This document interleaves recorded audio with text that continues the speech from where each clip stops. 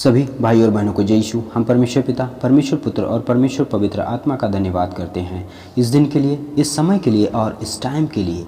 मेरे भाइयों और बहनों, आज हम लोग जानेंगे कि यीशु मसीह हमेशा प्रेम करने की बात क्यों करता है। प्रेम का महत्व हमारे इस मानव जीवन में क्या है। यीशु मसीह ने बहुत बार अपने वचन में प्रेम की बात की है। क्या है इस प्रेम का मतलब? क्या प्रेम केवल अपने माता पिता या भाई बहन या फिर पति पत्नी या पराई स्त्री से? परमेश्वर प्रभु यीशु मसीह ने किससे प्रेम करने की बात की है? आजकल का एक प्रेम है जो सबसे अधिक प्रसिद्ध है, यंग जो सबसे अधिक कर रहे हैं, जो विवाह से पहले का प्रेम है। कुछ तो विवाह के बाद भी अपने पति या अपनी पत्नी को छोड़कर दूसरे से प्रेम करने में मस्त रहते हैं। परमेश्वर यीशु मसीह इस प्रकार के प्रेम से सख्त नफरत करता है। ऐसे प्रेम करने वाले व्यभिचारी की श्रेणी में आते हैं। इसे प्रेम करना नहीं कहते। तो जो व्यभिचार में लगे हैं, परमेश्वर की बात को सुने और पाप से बाहर निकले। परमेश्वर जिस प्रेम की बात करता है उसका प्रेम इस शारीरिक प्रेम से परे है, अर्थात अलग है। सबसे अधिक प्रेम परमेश्वर हम मनुष्यों से करता है, वो इसलिए कि परमेश्वर ने हम मनुष्य को अपने हाथ से रचा है। इस प्रेम का सबूत इस वचन की सहायता से समझ सकते हैं। लिखा है यूहन्ना 3:16 में, क्योंकि परमेश्वर ने जगत से ऐसा प्रेम किया कि उसने अपना इकलौता पुत्र दे दिया, ताकि जो कोई उस पर विश्वास करे वह नाश ना हो परंतु अनंत जीवन पाए। परमेश्वर मनुष्य के जैसे एक आंख वाला प्रेम नहीं करता है कि कोई धर्मी व्यक्ति है सिर्फ उसी से प्रेम करेगा। यहोवा परमेश्वर ने पूरे जगत से प्रेम किया, चाहे वो धर्मी व्यक्ति हो या फिर अधर्मी। क्या इस जगत में कोई धर्मी है? तो मैं आपको बता देना चाहता हूँ कि कोई धर्मी नहीं है।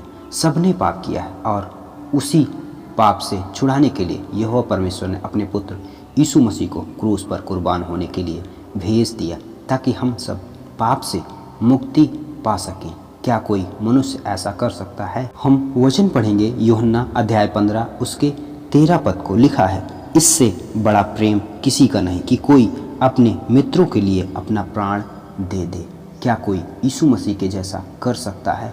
मुझे तो नहीं लगता कि कोई ऐसा कर पाएगा कि पाप कोई और करे और उस पाप का जिम्मा कोई और अपने सर पर ले और अपना प्राण दे दे। हम आगे और वचन पढ़ेंगे। पहला यूहन्ना अध्याय 4 उसके 16 को। लिखा है, और जो प्रेम परमेश्वर हमसे रखता है उसको हम जान गए और हमें उसकी प्रतीति है। परमेश्वर प्रेम है। जो प्रेम में बना रहता है वह परमेश्वर में बना रहता है और परमेश्वर उसमें बना रहता है। इस वचन की सहायता से हम इस बात को समझ सकते हैं, यदि हम परमेश्वर के प्रेम को समझ गए और उसके प्रेम में बने रहे तो परमेश्वर अवश्य है कि हमें ऊंचा उठाएगा। हम वचन पढ़ेंगे यूहन्ना अध्याय 13 उसके 34 से 35 तक।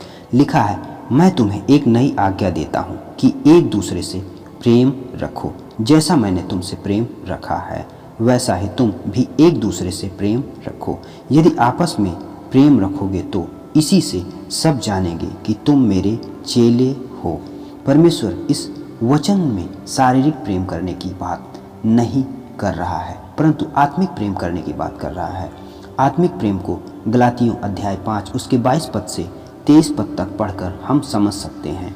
पर आत्मा का फल प्रेम, आनंद, मेल, धीरज और कृपा, भलाई, विश्वास, नम्रता और संयम है। ऐसे ऐसे कामों के विरोध में कोई भी व्यवस्था नहीं है। यदि आप सच में परमेश्वर से प्रेम करते हो तो आपके अंदर ये गुण जो वचन में बताया गया है आपके द्वारा दिखाई देगा।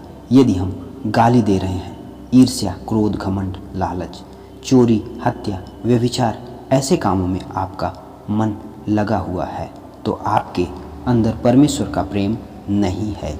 यदि हम आत्मिक प्रेम में रहते हैं तो शैतान की हर बुरी चाल से बचे रहेंगे।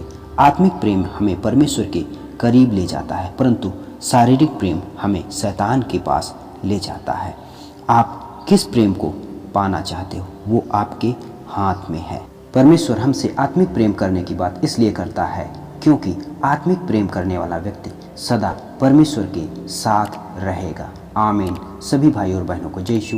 हम परमेश्वर पिता, परमेश्वर पुत्र और परमेश्वर पवित्र आत्मा का धन्यवाद करते हैं इस दिन के लिए, इस समय के लिए और इस टाइम के लिए।